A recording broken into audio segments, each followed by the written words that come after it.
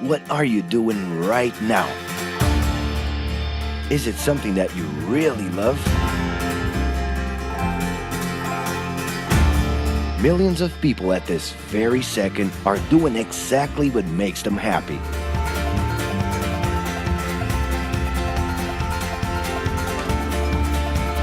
But wait a minute. You spend a big part of your life working. And any job has the potential to drive you insane. I think this is a good time for a break. But, of course, there's a bright side.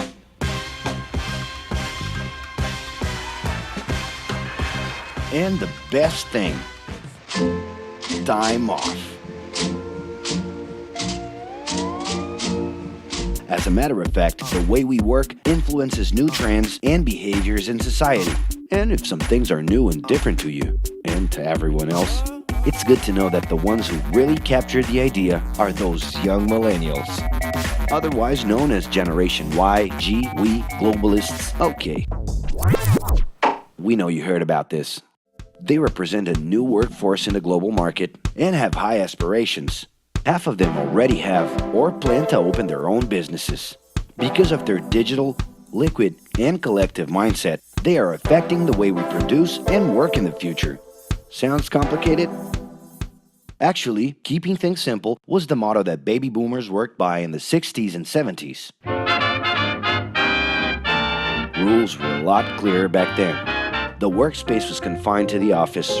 Responsibilities were individual-based and very specific, and you knew exactly the right time to start and finish your day. At that time, after the World Wars, the institution represented the security that everyone was dreaming about. Because of this, it made total sense to be a company man and respond well to linear and hierarchical structures. But be careful. Once you chose a career, it was a decision that would pretty much last for the rest of your life. Older workers would teach young ones because putting in long years of experience was essential if you wanted to grow within the company. Having a job would guarantee social status and was the first step towards marriage and a first kid 9 months later. Work didn't mix with personal life. No bringing work home. But baby boomers worked a lot. It's been a hard day's night. And this had to do with keeping a deep sense of discipline and honor. Day-to-day sacrifices guaranteed that the family would be taken care of, and they knew that a big payoff would come, even if it would take a while.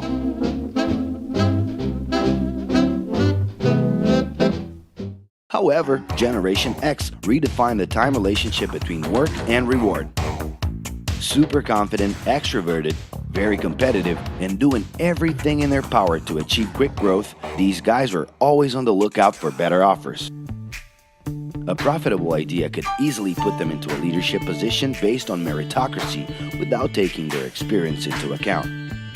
As they searched for more ways to personally stand out and be professionally independent, they relied on degrees, including MBAs and PhDs, to get ahead of their competitors. Pressure, pushing down on me, pressing down on you.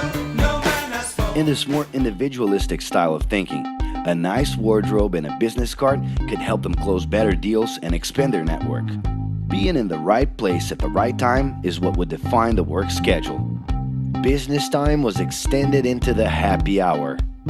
This mix between personal and professional life turned a workaholic into someone who was admirable and even sexy. In the grace of your love.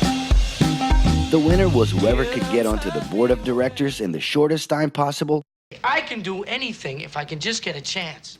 and thus immediately live out the pleasures of this achievement. You own the money, you control the witness. I leave you lonely, don't move you into business. But today, the journey's a little different. It really seems more important to have fun on the ride than to make it to the final destination.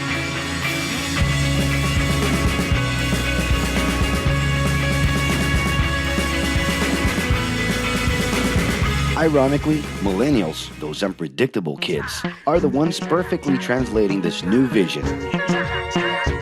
In a time when pleasure determines professional accomplishment, they know, like no one else, how to recognize opportunities that link passion with work. It's not right, but it's now or never. The creative economy, new professions, an entrepreneurship boom, and the new collective power are painting a brilliant and never-before-seen scenario. No wonder millennials are so impatient. The speed at which they connect with the world sets the pace for their work relations. Projects that only will make a difference in the long term just don't stimulate them. And they need constant feedback so they can feel that their efforts are being recognized. So?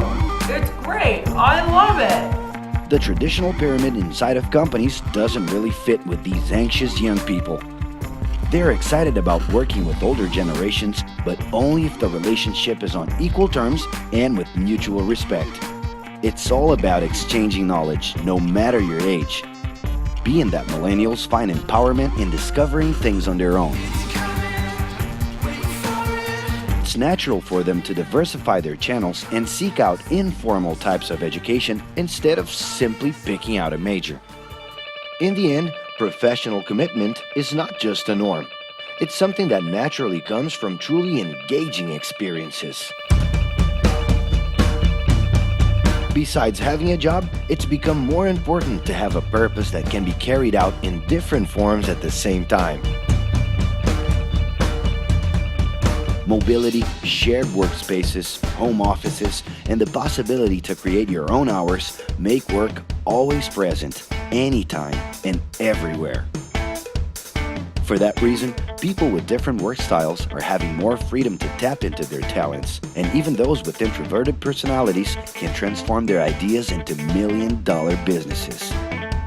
Yes, you can stay in your pajamas as long as you maintain an updated and attractive profile across your social network.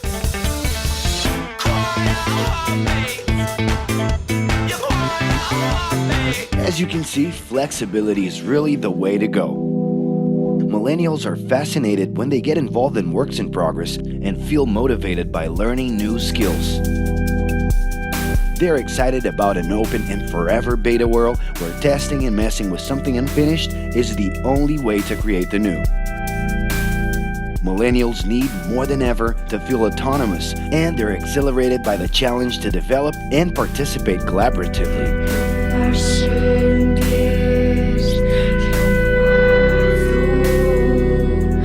They can change direction quickly and don't let attachments hold them back.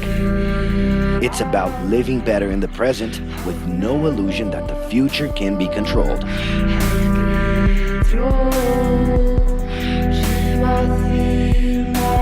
That's because of one simple thing. Whoever adapts more easily can evolve along with the changes. And if you feel overwhelmed by everything so far and are looking for the right answer, well, sorry. We're still going to ask you another question. Are you doing what you love right now? No. So start.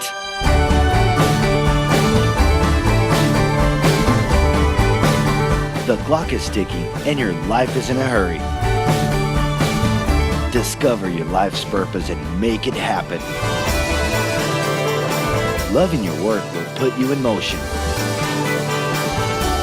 It's the only way to lead a fulfilling life every day.